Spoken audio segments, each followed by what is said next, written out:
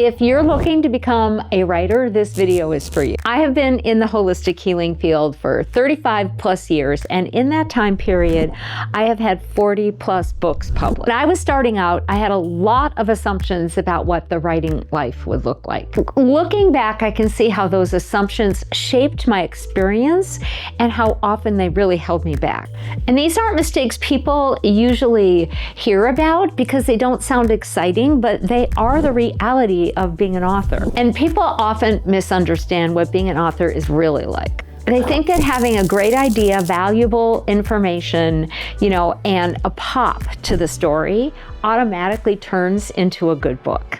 A book isn't just an idea on paper, it's structure, pacing, clarity, and most of all, revision. It's knowing what to say, what to leave out, who you are really writing for. And there are a lot of misconceptions about publishing, how drafts work, how long the process takes, and how much refinement happens after that first version is written. Most people don't know how long it takes to actually shape a manuscript into something that's actually ready for the world. I want you to understand this. Writing is hard. Holding somebody's attention for 200 or more pages is hard, especially in the days of digital media where attention spans have decreased. Most people don't even make it past the first chapter in a book. So having a good story or good information is only half the battle. And the real work is learning how to carry the reader all the way through. Because once you realize how hard writing actually is, you start to make assumptions about the rest of the process and how it should work.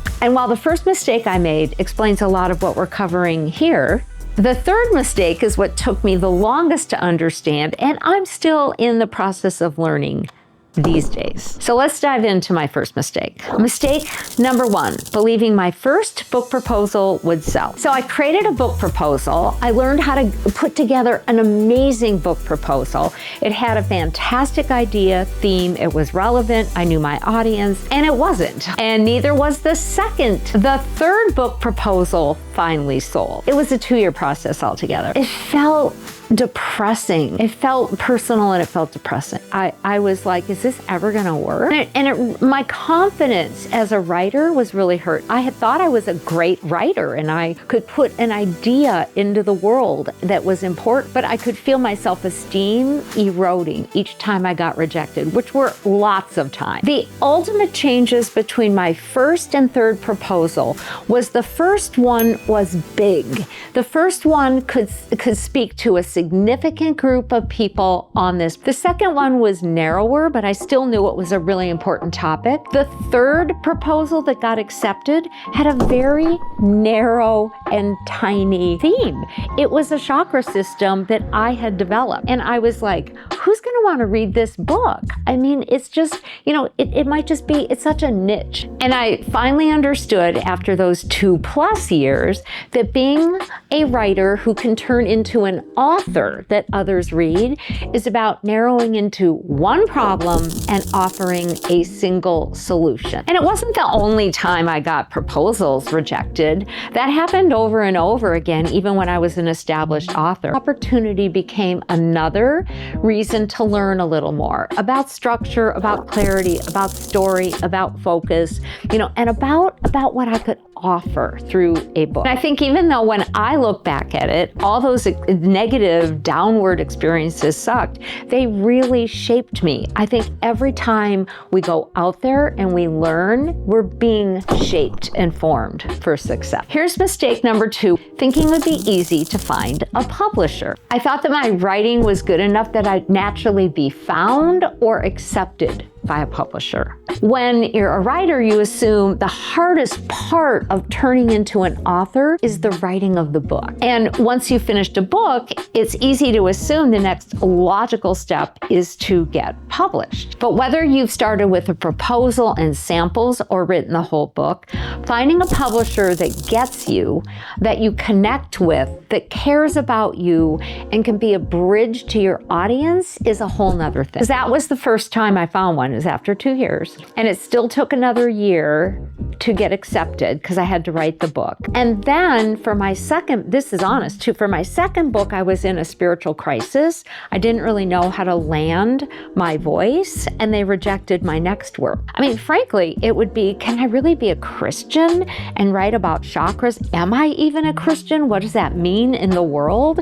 And those are the type of heart-based events that we have to undergo as people. So my second book proposal tried to bridge those worlds, and it got rejected because they didn't bridge very well. And I actually didn't bridge those worlds in a way that had integrity for myself. Ended up choosing to be spiritual rather than define myself as a Christian because that's what was truest and most honest to who I was. But I went through a real struggle with that, and it was reflected in my writing, and it was reflected in getting rejected. The moral of the story is they're going to sense anything that's disingenuous. They're going to sense if you're waffling.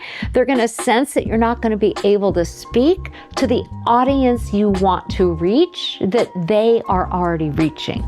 The third mistake was that thinking that writing a book was the actual finishing line. Once you're done writing a book, and you've got a couple paths, you write it for an actual publisher that has accepted it or does, or you're going to write for self-publishing. If you have a publisher take your book, there's still rounds and rounds of edits. And that's even after you write your book and you've edited. You better have edited it and proofread it and probably hired help to do it. And then they edit, they proofread, and you go back and forth. And sometimes they're going to accept a draft and sometimes they won't. And then you're polishing again. While all that backdrop is happening, you're helping to create the cover, the concept, the marketing plan. You're putting together a phenomenal approach on what you're going to be doing with the publisher assisting you to bring the book into the world. When the book's actually delivered, now the real work starts. Sales teams that need to know you're doing your part. You may need to hire a publicist. You've got to put your book out there. You've got to market it. You've got to teach from it in a regular publishing. These days, since the pandemic, you're going to be doing a lot more of your own promotion, which takes time, ingenuity, and money. Now, if you self-publish, you're still going to have to do all of that work. And it's more independent. A book by itself is not going to sell itself. But that's also the exciting part, because you get to talk about what you love. This book is a calling card. It's a door opener. There is a game, but games get to be fun because each stage I saw myself refining my themes, my principles, how I wrote. So if you're interested at all in writing a book, I have a lot of experience with 40 books. I'm going to be teaching a writing program, my energetic writing program, through the Shift Network in February of 2026. Chakras, because that's what I write about. It's not about taking shortcuts. It's about writing in a way that you can get a placement, you can create a project and a product and have your soul shine through it.